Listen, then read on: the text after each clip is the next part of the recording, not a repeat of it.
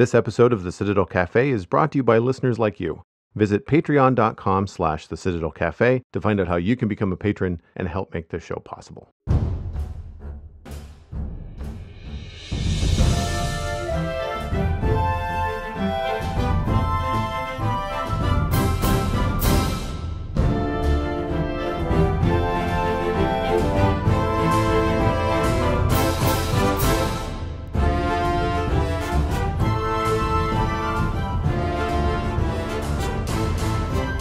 This is the Citadel Cafe, episode number 317 for Wednesday, May 8th, 2019. My name is Joel Duggan, and the Citadel Cafe is where my friends and I hang out to talk about the geeky stuff that we are into. Joining me today is Miss Megan Townshend. You can find her at Megan Townshend on all the social media that matters. Hello.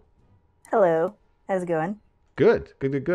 I feel like we have to warn our listeners that Discord is being silly. So if you hear any weird pauses, Megan is either A, deep in contemplative thought, or B, waiting for the internet to catch up. Yeah. Or myself. It's kind of doing that a little bit right now. Honestly. Yeah, it could be going either way.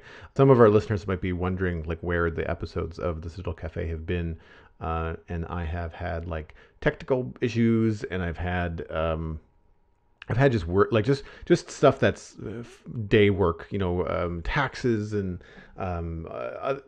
stuff that just kind of eats up your day. And then, editing podcasts and stuff just is not something that I can do at like 9 o'clock in the morning. It's usually, an evening thing. I have to do I can record at any time, but then doing the production side of things, which people may not know, it still takes me a solid hour and a half to edit, publish, do all the social media, all that kind of stuff, for the show. And it's funny, like I don't really do a lot of editing on the Citadel Cafe. I generally just kind of like live to hard drive. We just talk and I bookend it with music. So it doesn't take that long to actually edit. It's all the publishing. Like just when you've got like 6 or 7 social media channels, I've got a Discord to keep up informed and all this kind of stuff. It does end up taking a little bit longer than you expect, I think.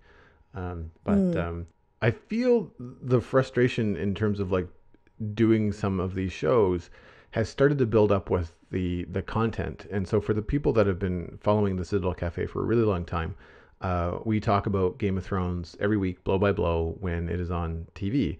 And slowly but surely, especially with the episode we're going to talk about today, which is episode 4 from season 8, The Last of the Starks, I have felt a decline in interest, excitement.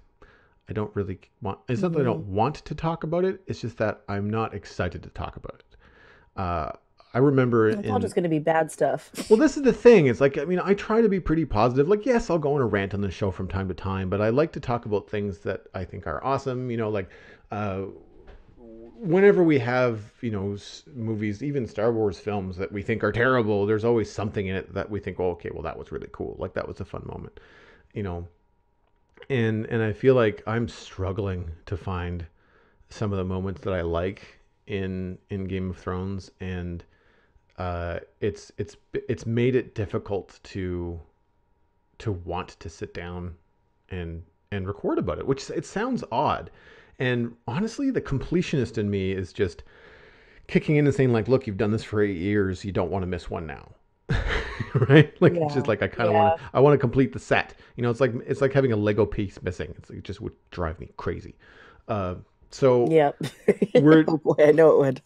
So we're gonna get into this episode of Game of Thrones. If you haven't seen it, then I would wait, and come back. You might even want to wait until you've seen the whole series and then come back and listen to these last few, because at some points, knowing like how I'm feeling about Game of Thrones at this point, I would hate to skew someone's view of the show, right?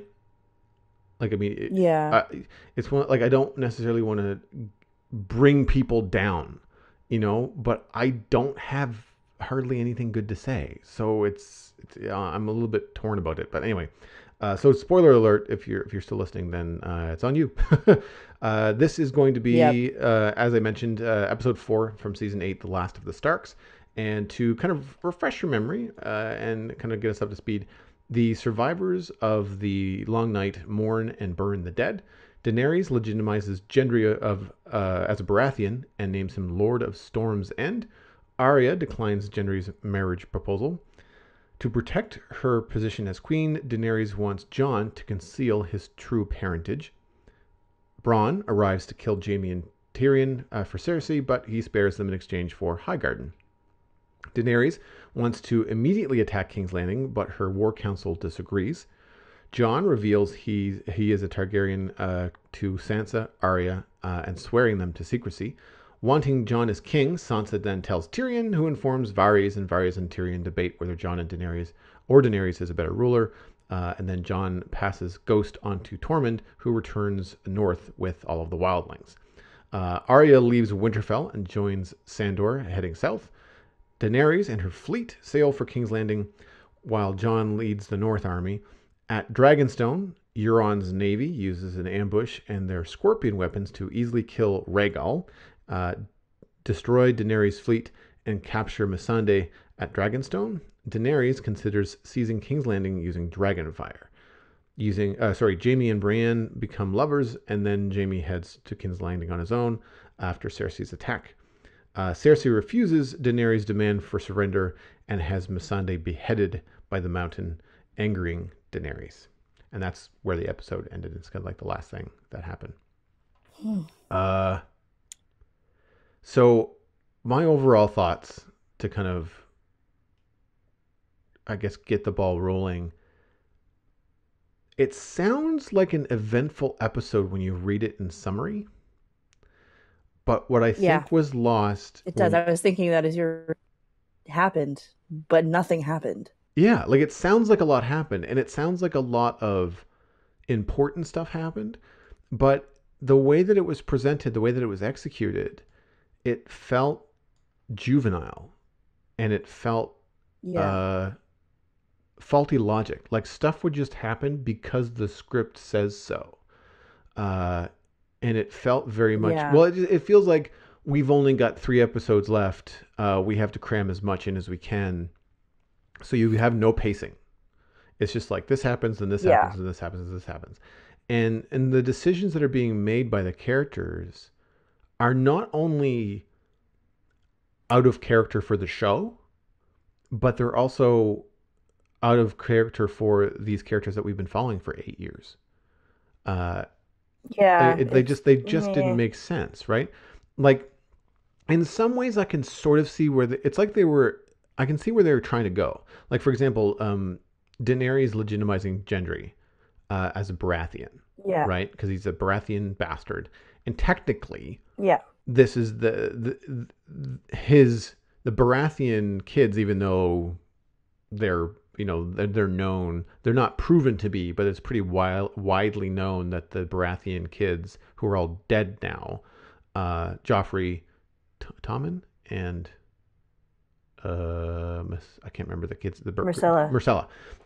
They're all Jaime and Cersei's kids, but Cersei was married to Robert Baratheon, so so technically she's the queen by default, right?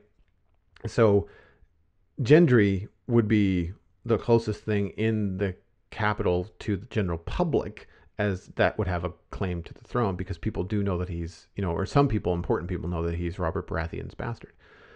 And so Daenerys, in an effort to kind of smooth that relationship over, even though she doesn't think that he wants the throne, he's fighting to save the North and life in general, not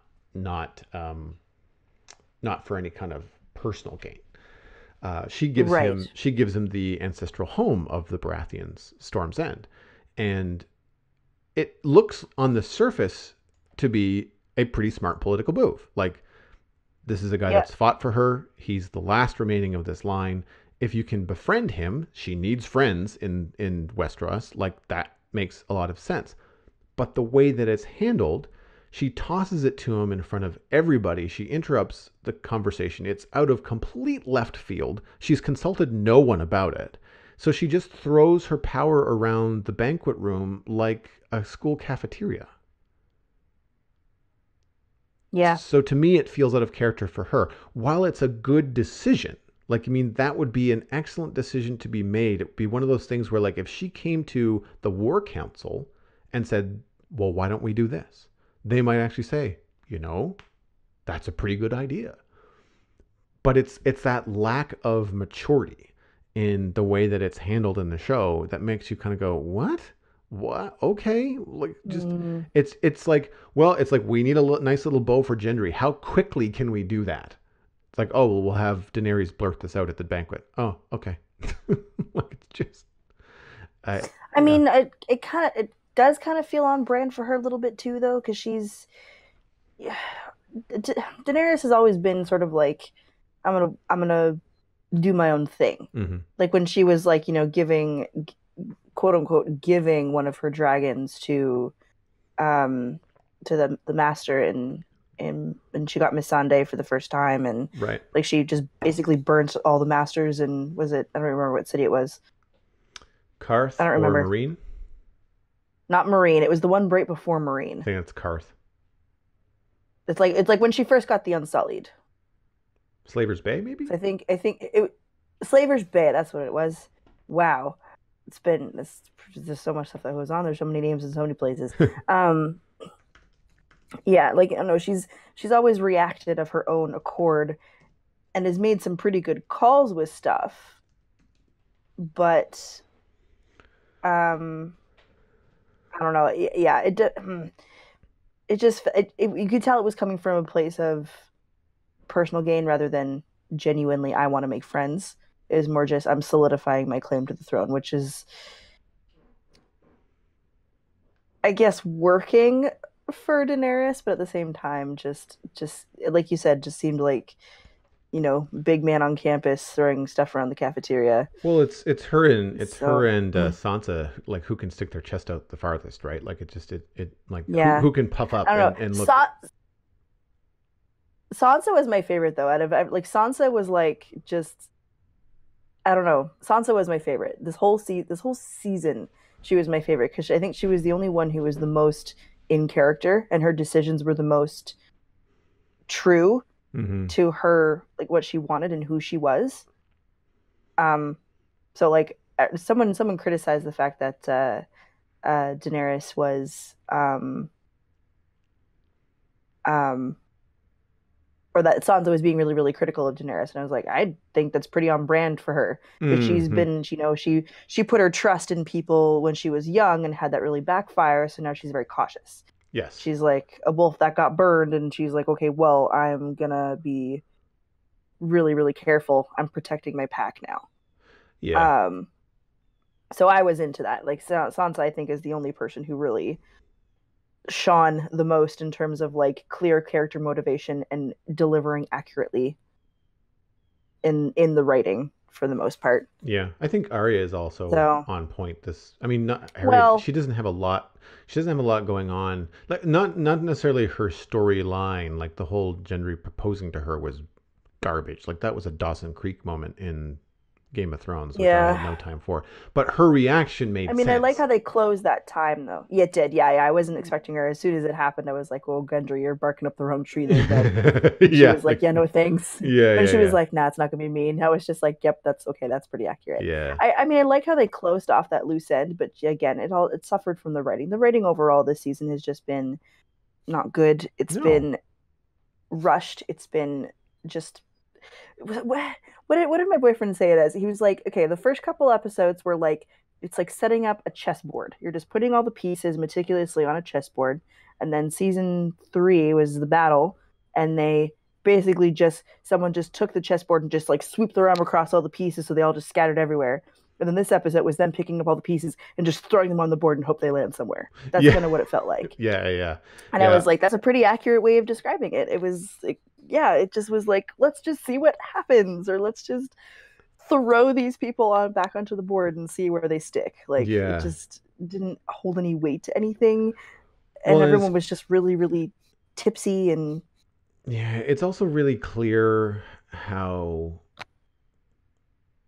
the writing has changed after they're no longer basing it off finished books by Martin, right? Like as soon as it's no mm-hmm. longer finished books, it's now an outline, and like somewhere around mid season 6 or season 7, uh, they're writing their own stuff based on just an outline that Yeah. consulting with Martin, and it's just like you can just tell that while the important history points are hit, uh, I'm sure the in Hmm. between, the substance of it is very Hollywood as opposed to Yeah. HBO Game of Thrones. Like HBO Game of Thrones has its own kind of almost pacing and content, and you have to listen to everything that's said, watch everyone that's on screen because you don't know who's going to be there next time. You don't know what they're doing and whether it's going to be important. Uh, it's like if you watch Littlefinger in the first three seasons, like you have to keep your eye on that dude. Like everything that he Yeah. does really sets in motion a lot of stuff that happens later on, and that is like especially with Sansa. I mean, like you talk about Sansa's character development. Like I mean, Littlefinger bad for Sansa in terms of his intentions, but good for Sansa because she is aware of it and becomes aware of it. But he sets into Yes. motion a lot of stuff that is terrible for her and causes her all kinds of problems, later on. And I think that, I mean, not that I saw it coming at the time, but when you are at a spot where Littlefinger is no longer with us and you're looking back, you go, wow, like there is the knight moving around the chess table, right? Just forcing people to Yeah. move in different directions until they collide, right? All the while never being touched by anybody else. But you don't necessarily see it at the moment. Like I'm certainly not going to go back anytime soon, but there is going to be a point, I'm sure, where I go back and I start to rewatch the other seasons, like starting at episode 1 and going right through. And I'm sure, knowing what we know now, Yeah. there'll be a lot more clear, you know? Um, and I want to be, I don't want to come down on the actors, and I think the production value of the show is still there. Uh, but Oh, it looks great. I yeah, think it looks amazing. at any point in the show where I'm looking at something like, ugh, this is shitty, like, and I have that reaction, it's me going, this character would never do that, not this actor is being terrible or this is a bad scene, or like Yeah. it's and if anything, if any point where I'm looking at it where I feel like the character or the emotion is not correct or not being portrayed correct, my immediate reaction is like, well, they're doing the best they can with this shit Yeah. script, right? Like I can only Yeah. imagine some of the actors are just like, I've been building this character for 8 years and you want me to do what? I'm sure that they have to bite their tongues. Like at this point, they just have to Hmm. just say, yes, this is an amazing. It's the best thing I've ever done, and go through Did with you it. did you see that video of Peter Dinklage where someone asked about like how the ending of was, and he was just like, David and Dan are the best writers in television, and y'all are going to be blown away.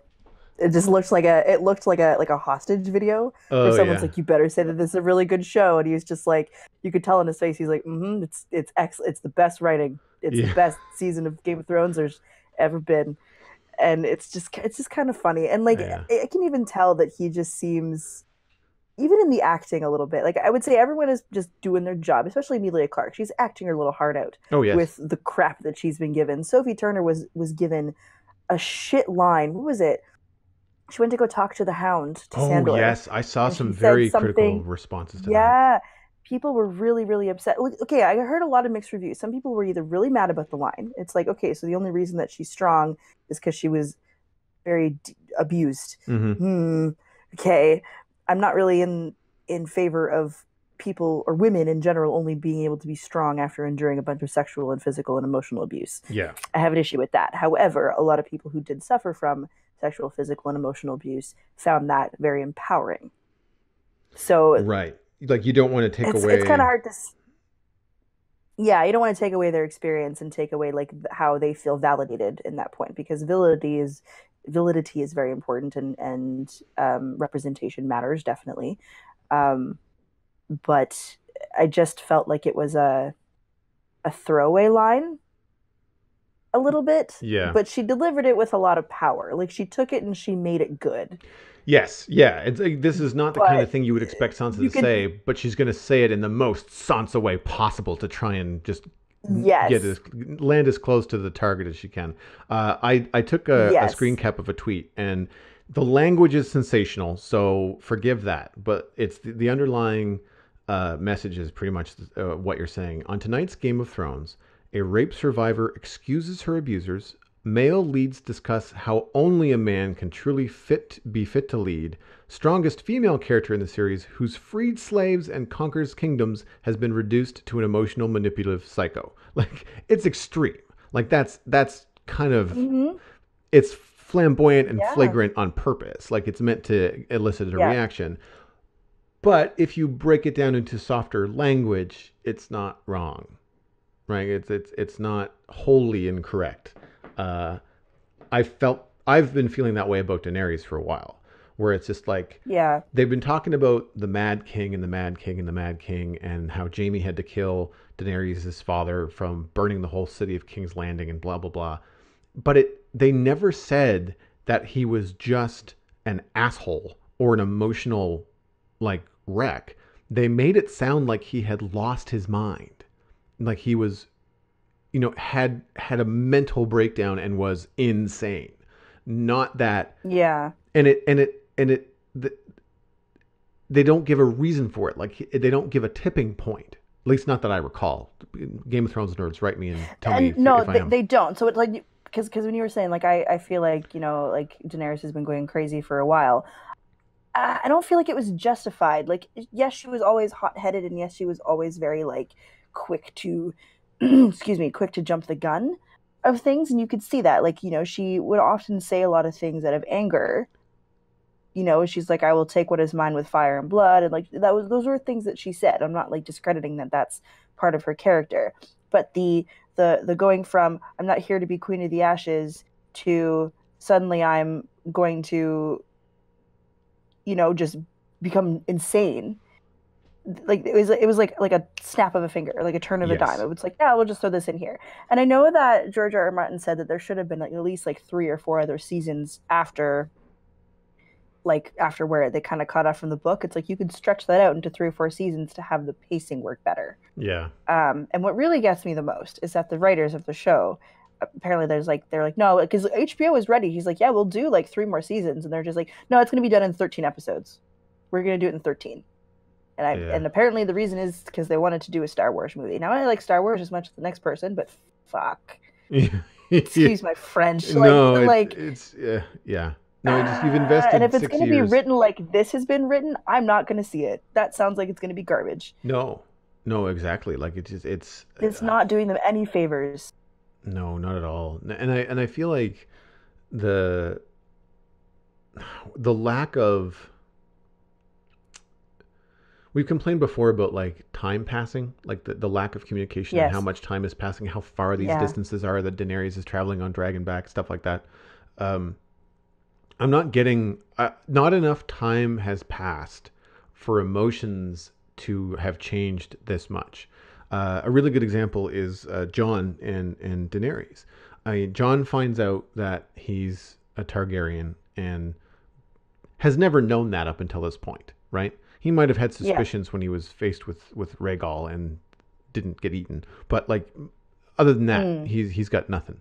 Uh, and in one foul swoop, he's now like visually uncomfortable kissing this woman that he is head over heels in love with, and Yeah. like the underlying tone is like it's his aunt, and the acting and the direction and the overnight snap of the fingers is that none of this past of him falling for her means anything. He's just irked now, and it doesn't Yeah. sell.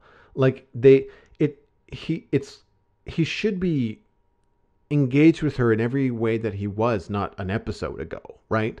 But torn about it, but not necessarily not acting on it. Do you know what I mean? Like I mean, Yeah. I know that incest is a weird thing to talk about in modern society, and I mean, Game of Thrones has been heavy on it ever since they revealed that Jaime and Cersei, brother and sister, are in love. Um, Yeah.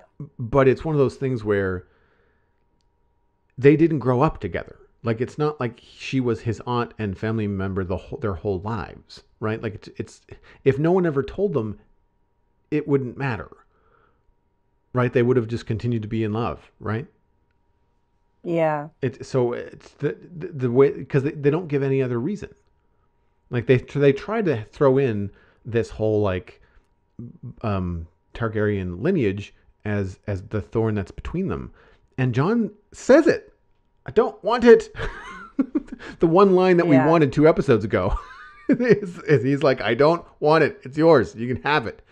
But then he goes into wanting to tell Sansa and Arya, which for a guy that does nothing for most of this series, like when it's important, he does Yeah. nothing. The one thing he's going to do is not only something he doesn't have to, like it hurts no one to not tell them.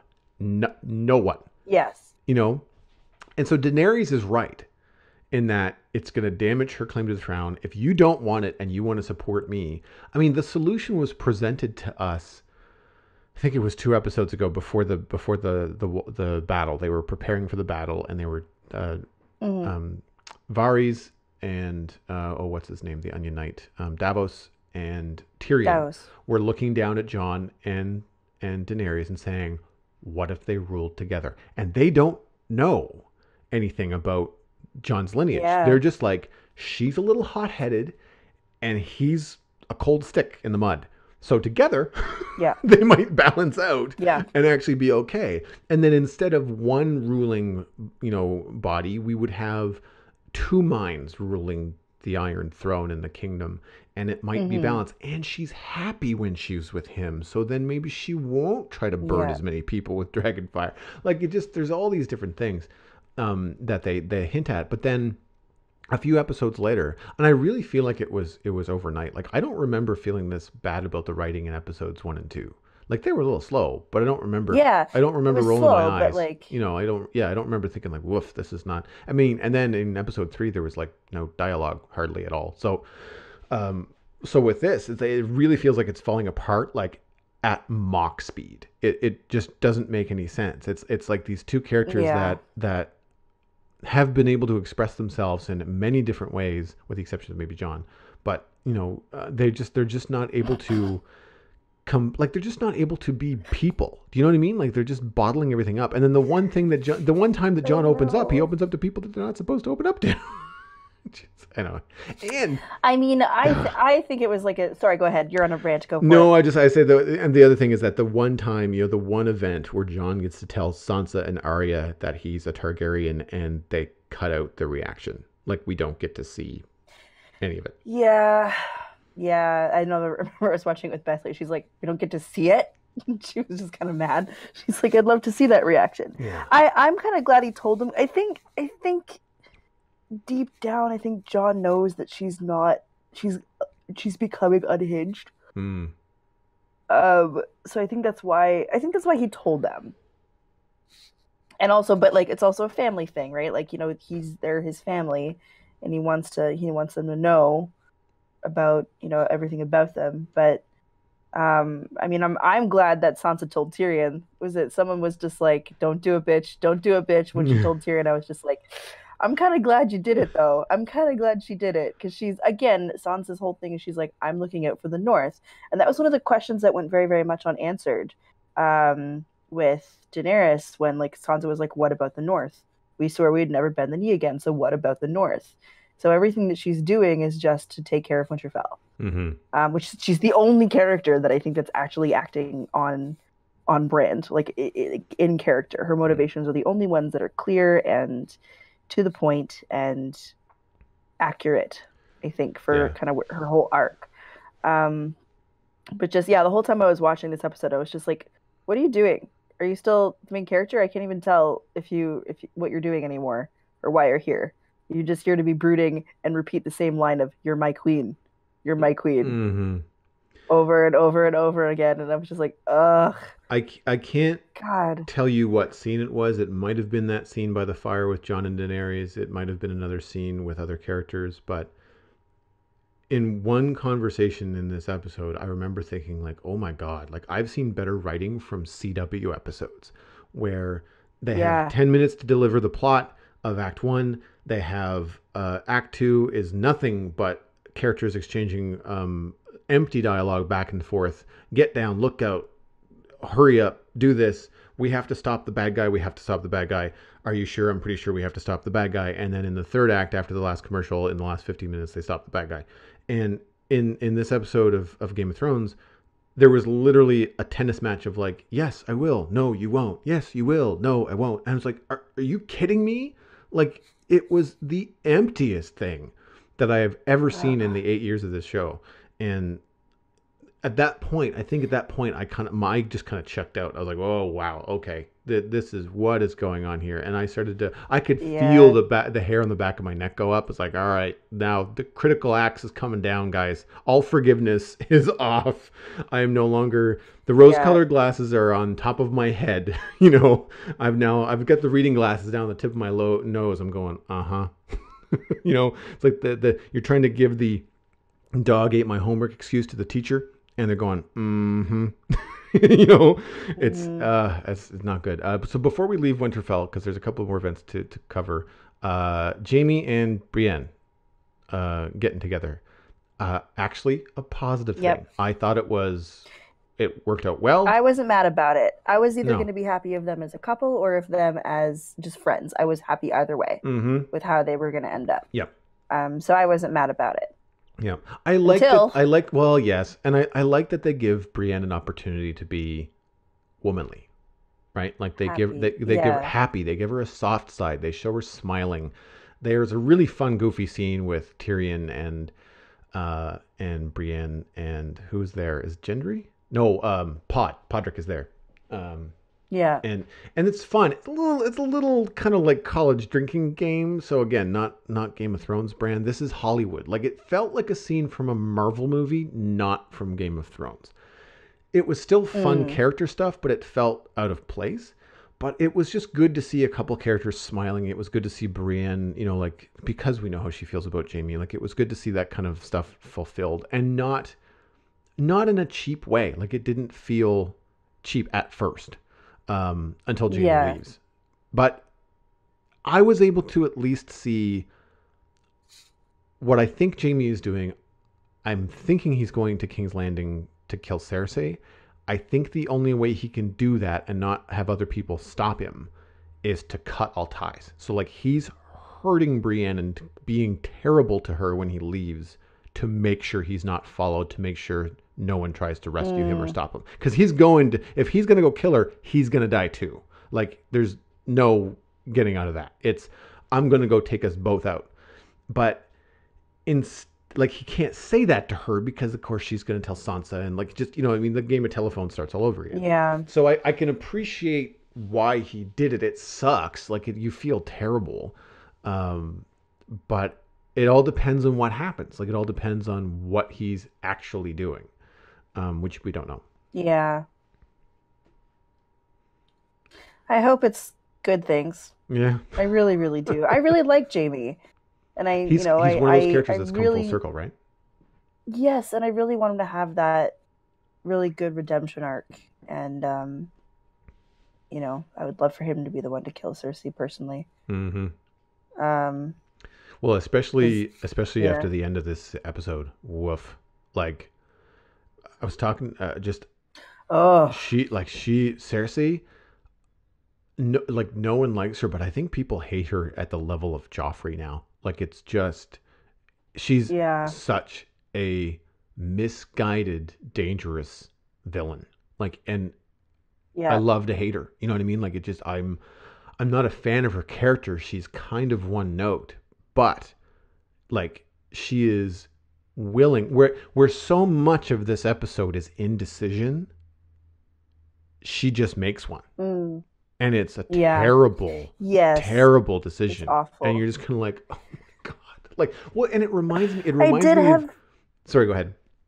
Sorry.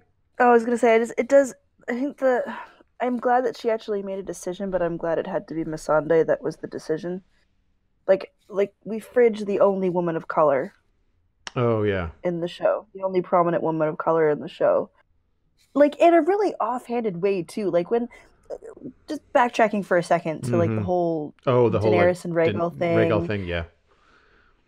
Yeah, so that whole fight with the with Oh, the Theon, Scorpions, or no, Euron. Euron's army. Yeah, the Scorpions and everything. That was awful. Oh, It's it's like you terrible. didn't see a fleet of ships all the way up there in the sky there, Daenerys. Like, Yep. I know Rhaegal's healing still, but like literally they just kept him alive from the last episode just to kill him this time. It's like, oh, we didn't kill him then. We're killing him now in like Oh, the worst way. And it's like, this was the script says, well, because you've seen what happens with the battle. You've seen what these dragons yeah. can do. You know that Mm, Cersei can't compete, right? The only thing keeping um, Cersei and King's Landing from being charcoal is Tyrion, Jon, and a bunch of other people telling Daenerys, please don't do it, right? yeah. And so the script is just like, well, we can't have her go south with two dragons because that's an auto win card. So we have to off one. So Euron, he's had these scorpions for all of 10 minutes. Let's make sure that he can kill this dragon from Lord knows how far away with three incredibly accurate shots. Now, I know more than three Yeah. bolts were fired, but the fact that three of them hit Rhaegal in those places that quickly, like it was just. And then the script says Rhaegal dies, and you're just like, what the fuck? Like and everybody. I mean, the dragons are a little better liked than half the characters in the show. Like it just, I know. it was pointless. If Rhaegal had to die, if this is something that was in the books by George R. R. Martin, and it really needed to be just Daenerys and Drogon at the end of all of this, then fine. Have Rhaegal die protecting Jon in battle. Have Rhaegal sacrifice himself to save Drogon. I don't care. Give him something. Not just like, oh, you're in the wrong place at the wrong time. It's like a car accident, right? I mean, I know that happened, but Mm, in this particular series, it just robs the, I guess, impact of any character, right? Like it feels so convenient that it doesn't feel fulfilling. Like I'm trying to think about it. Well, for example, I'm trying to think about an actor that, like, one of the characters that died that we didn't want to die. Um, well, Jorah. Jorah died Jorah. last Yeah. episode. It's sad. It Yeah. sucks that he died, but he Yeah. died valiantly, Yes. protecting his queen. Now, I mean, the offshoot of that is like he's also one of these right hand people that kind of keep her on the straight and narrow. And with him gone, it opens up, Daenerys to this track that they want to force her down, which is unfortunate, but at least knowing that they have to remove Jorah, they remove Jorah in the best way that they could. Yes. So compared to Rhaegal, that to me was garbage. Also, like, Rhaegal dies, the fleet is destroyed, and Missandei is captured, and we saw none of it outside of the Rhaegal None of it. Rhaegal None dying. of it. None. Like And you don't even know she's missing. and we don't know how long she's been missing for because Dragonstone is a pretty far away ways away from King's Landing.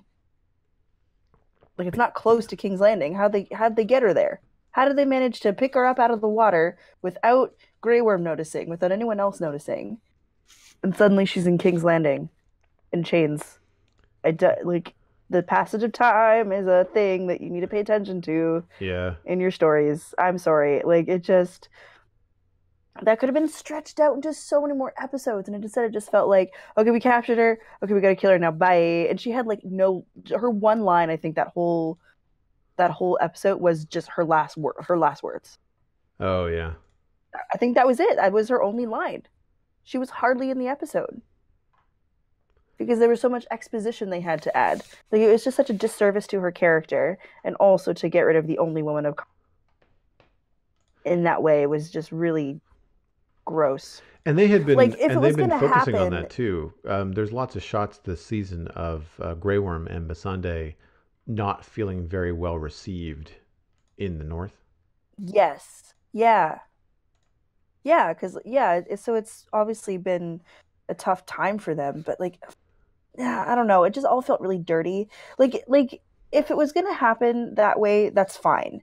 I think just like it's not a happy show. Like there's no really happy ending per se. Mm-hmm. You could hope for like a good ending at least, but like it's not going to be happy. It's going to be bittersweet at best, um, which is what I think. Yeah. And you know, with Miss Sunday, if she was going to end up being killed, if the show had been stretched out for a couple extra seasons, there would have been more of that. There would have been more character growth with that. There would have been more moments with that, so we could actually appreciate her as she should have been appreciated, and not just like, oh well, it's cannon fodder.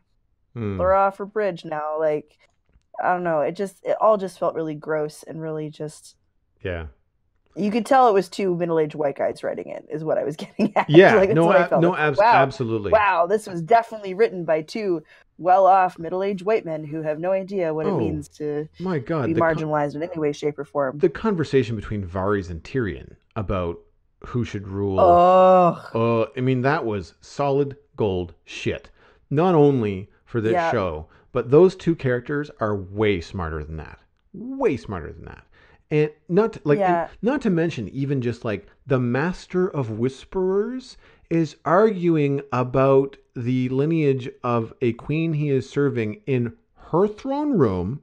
Her throne room. At full volume, where it is echoing everywhere. And you're just like, this is stupid. Like, nothing about it made any sense. I felt so tense during that scene, and all for the wrong reasons. Not because it's like, oh, they're disagreeing. It's tension. It's, wow, they're talking in a really open space. What if someone walks in? I'm worried that someone's going to walk in and hear them, and it's all going to go to shit. Yeah. That's what I was concerned about. Yeah. God. Well, you expect... They just want an excuse to use the big fancy set. Yeah. We got to use this one more time. Yeah. What you expect is that soap opera moment of Grey Worm up against a pillar listening, right? Yeah, that's honestly what I expected. Yeah. Like that slow pan where he's like listening in, and it's like, oh, how much more daytime straight TV out of the arrow. Get with like it? Yeah, like it's not. It's been done 1,000 times before, but because of the way that the show has been written, like the last, this episode and leading up to it, you're kind of expecting this downhill slide, right? Like what trope is happening now? Oh, I've seen this trope before. Like this is how this is going to go. And granted, they didn't do it, but it has that feeling, and it underlies the mistrust that viewers have with the writing. It's like previous seasons, it was like, I have to tune in because just because these people are in the credits does not mean they're going to make it through the end of the episode, right? Like at no point did anybody know that Tyrion was going to be in season 8, right? Like there's lots of times where you're just kind of like, this could be the end of this little dude. Like we just don't know. And you're on the edge of your seat. Like I remember like the gasp, even though I had read the books, but I remember the gasp of the Red Wedding. Like that tore people apart, but it was good TV. Like it was the edge of your seat, edge of your seat. And this has got nothing on it. I mean, all that they're doing is just saying, okay, what are the 3 most important things to Daenerys that we can remove and try to back up our claim that she's an emotional basket case. Kill Missandei, kill Rhaegal, and have Jon betray her. That's the 3-point. That's the 3-point tripod that's being kicked out from underneath her. And now we are set up to believe that she's just a loose cannon, and that that's just all hell's gonna break loose. I know that I want to be careful not to come down on actors and stuff like that. And I don't know what it is about Emilia Clarke. She can't do angry. I love her. I think she's fantastic in this role. But for whatever reason, I just know at no point do I buy her being mad. Sad, yes, but not mad. No, I could buy her being mad. I don't know. I don't know. I think also, so Emilia Clarke and I are the same height. Oh, are you? Okay. A lot of people laugh whenever we're angry because we're small. I think that's what it is. She's small and she's little and she's adorable. So when she's angry, it just kind of looks like a puppy just frowning. I don't know. Well, and I'm putting myself on blast right now for this. But they're not doing her any service by hanging the shot on her for ever. No. You know what I mean? It's almost like the directors are like, She's angry. Just in case you don't know, she's angry. Take a good long look, folks. She's I know. angry. And it's like, and so you're That's the undermining thing. They've been her. like, yeah, they've been like undermining the audience and the audience's Yes. understanding of, hey, this is a thing that makes her angry. Condescending. It's like, here you go, audience. Can you tell? Can you tell she's mad? She's really mad. She's angry. Just in case you didn't know, Yeah. she's mad. That's kind Yeah. of what it felt like. Yeah. It was And just they do that with so many of the scenes. Like everything about this episode, like the scenes were just like too long. It's like you've already said all that needs to be said. Why are we yeah, still here? Why are we still having just spinning circles verbal at that tennis? point. Yeah. Anyway, we should probably wrap it Uh, up. I think we've covered just yeah, about anything. I mean, I'm really concerned with the way things are going. I don't know how they wrap it up from this point. Um, because I was thinking going into this that, I mean, the clear mission is obviously for Daenerys' war council to convince her not to burn King's Landing to the ground. Cersei is pulling all of the civilians inside the walls to protect herself with a human shield, which is an evil piece of shit thing to do. So we expect that. That's fine. So now the onus is on like the team of people we like to try and come up with a way to take the city with as few, casualties, civilian casualties as possible. That seems to be the mission they're putting forward. The problem is they are really painting it in a way that I don't think is going to go well. Um, it's mm, like you said, like it's not going to be a happy little bow, but I'm kind of concerned that they're going to like I just feel like I feel like history is gonna repeat itself for no other reason other than they can't think of a better way to do it. yeah, yeah. I don't know. I'm kind of at this point, honestly. I think I'm just waiting to see what happens, Yeah. and I'll probably be mad about it either way. But At this point I feel all of my ideas are gonna be better than theirs. yeah, like you were saying earlier, I don't remember the first two episodes being bad, and the third one was pretty decent. I mean, it was a big fight scene. Like Yeah. you couldn't see a lot of it, but it was pretty huge. But to have this one just kind of be where it all drops off is really disappointing, and Mm-hmm. I hope it doesn't continue this trend of just being like exposition and roundabout dialogue. That brings us to the end of this episode of the Citadel Cafe. If you've enjoyed this and you want to have a link to some of the things that we talked about, usually I link to the wiki pages for these episodes and you can get into some of the details, audience reactions, that sort of stuff.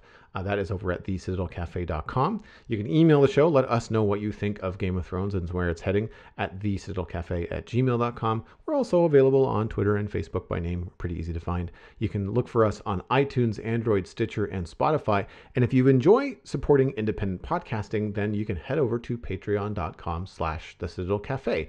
You, the listeners, support us, the podcasters, and help with post-show production, with websites, with the time that it takes to put into making the show. It's all supported by our listeners, and we're up to 17 actually. I'd like to kind of mention that we're trying to get one more patron each month than we had the last, and I mistakenly got the number wrong last time.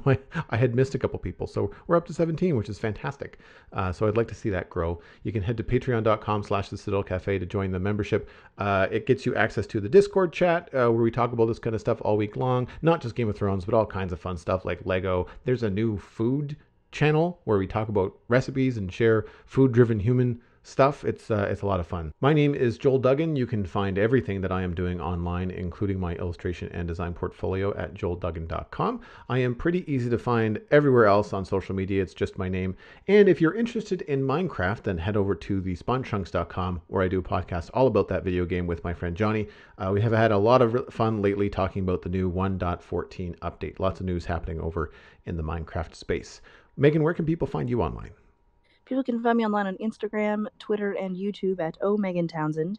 And if they want to follow my personal project, The Heir of Keldanan, that's also on Instagram too. Thanks so much for doing the show again. It's been a lot of fun to talk Game of Thrones with you. Yeah, always. Especially because I know that you are a writer, like you're into that kind of stuff. So I feel like we can be on the same page. Yes, which is nice. This is also a terrible, I terrible think the pun. whole world is on the same page with us with this one, though. So. Yeah, let's hope anyway. You've been listening to the Citadel Cafe, where we are fast, easy, and cheap, but you can only pick two.